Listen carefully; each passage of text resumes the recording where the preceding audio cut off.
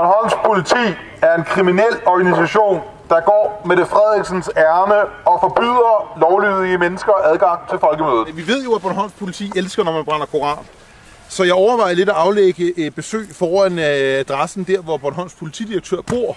Ja. Og brænde en koran der, hvor jeg siger, "Now the Quran is burning in honor of the police commissioner of Bornholm, because he loves Quran burning so much." Roses are red, violets are blue. Aisha was 9 and Mohammed 52. Nu brænder Koranen! Now the Quran is burning. Hej derude, og velkommen til dag 2. Tæt på folkemødet med Rasmus Paludan. Jeg sidder her et hemmeligt sted på Bornholm. I dag starter jeg med at møde Rasmus Paludan nede ved Sandvig Strand kl. 17.30.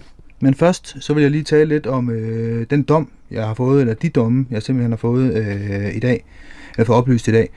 Jeg er blevet dømt skyldig for straffelovens overtrædelse af straffelovens paragraf 264a og har fået 11 dagsbøder af 1.000 kroner, hvilket jo så er en bøde på 11.000.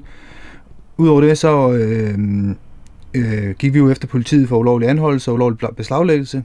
Beslaglæggelsen, de har taget med kamera, de har konfiskeret udstyr for 20.000 kroner, og de har ikke tænkt sig lige uden bare at give det tilbage igen. Og anholdelsen, den synes jeg også, det var helt fint.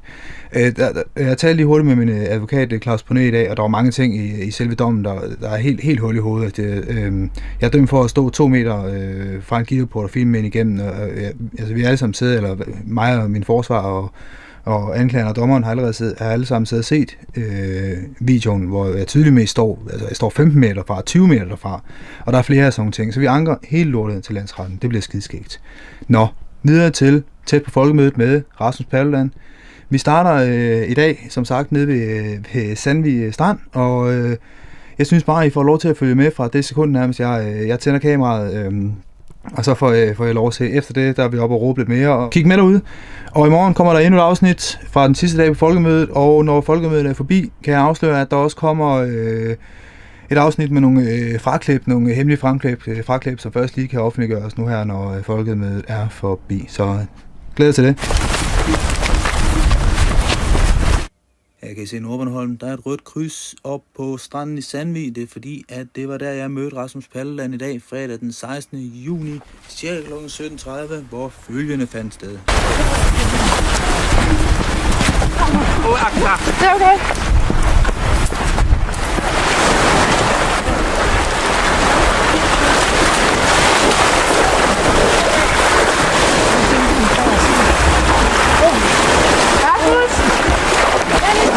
Langt om længe. Frisk hånd, frisk finger. Ja. Og derfor håber jeg, at alle vil give Stram Kurs en vælgererklæring på stramkurs.dk. Rasmus, er det her en af de mere kaotiske koranafbrændinger? Altså, jeg har haft rigtig mange kaotiske koranafbrændinger. Okay, hvad er det så, du vil vise nu, hvor vi står herude i vandet, og du brænder koranen af? Du skal tie stille, landsforræder! Hvorfor er han landsforræder? Fordi han påstår, at jeg gør noget ulovligt, når jeg manifesterer min ytringsfrihed. Jeg tror bare, han tænker noget, der brændte. Nå. Paludan! Nu brænder Koranen! Now the Quran is burning. And Mette Frederiksen, who is the Prime Minister of Denmark, has done nothing to stop me from burning the Quran. And I think that's because she really likes it when the Quran is burning. Because probably she loves it when somebody mocks Islam. And if she becomes the Secretary General of NATO, I'm quite certain that she might possibly do whatever she can do to mock Islam. But does Mette Frederiksen even know you're burning the Quran right now? Oh yes, she receives intelligence reports from the Danish police, and they have reported that I went down here. But she does nothing to stop me, because secretly Mette Frederiksen, I think, likes it when we mock Islam. Hvis nu politiet prøver at give dig en bøde, når vi kommer op, hvad skal der så ske? Ja, så skal vi i retten. Hvor lang tid skal vi stå her? Ja, indtil den er brændt op. Føler du får dit budskab ud, når du står dernede i forhold til, og når du står op i vejen eller op på folkemødet? Nej, altså jeg synes, jeg får mit budskab meget bedre ud op i mit telt på folkemødet, som jeg har gjort både i 19 og i 22. Men da jeg er blevet berøvet den ret, helt exceptionelt, så har jeg ikke så mange andre muligheder, end at se på den måde, jeg nu kan. It is very important to understand that we Danes will do whatever we can do to fight the evil religion Islam. And the evil religion Islam was started by the infamous pedophile rapist Muhammad to Til gengæld er der nogle lande, hvor der er islam, som stadigvæk har slaver. For eksempel Mauritanien. Det kender jeg særligt godt, fordi jeg er ærkebiskop i Sankt Jakob Maurdræberens kirke. Man anslår, at ca. 20% af befolkningen i Mauritanien stadigvæk er slaver. Film dem! Er din telefon blevet våd? Det er jeg meget. Og det er jeg ked af. Det var ikke en vilje. Ja, det var jo mig selv, der valgte det. Ja. For kort tid siden, der havde jeg fornøjelsen af at brænde en koran. Ikke på Bornholm, for der er jo afbrændingsforbud, men lidt ude i vandet ved Sandvig Strand, hvor der ikke er noget afbrændingsforbud. Den forhenværende nøgenmodel Mette Frederiksen. Hvad sagde hende der? Film hende der! Film hende der! Film hende der! Hvad var det, du sagde, når du var forskammet? Du var vist forskammet, hva'?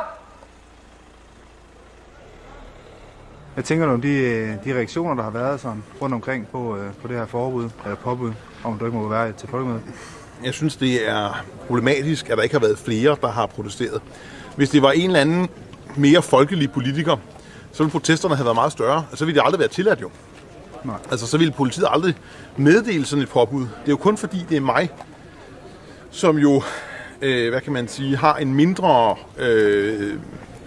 stemme, altså har en mindre tilslutning i den almindelige befolkning måske, ikke? Det er et helt enestående nyt niveau. Altså, det er aldrig sket før, at man har givet en partileder et påbud om, at han ikke må indfinde sig på folkemødet. Det var en fornøjelse, da Stram Kurs brændte en koran for cirka en halv time siden på Sandvig Strand. Og der vil jeg bare sige til Recep Erdogan, hvis han ser med, der er faktisk en del danske kvinder, som har noget mere ærbarhed og dyd end Mette Frederiksen. Sådan skal du ikke tale om din mor. Det dummeste i verden er altså ikke dansk politi, det er anklagemyndigheden. De her er jo ikke for at beskytte mig, de er for at håndhæve påbuddet. Altså, de står jo der.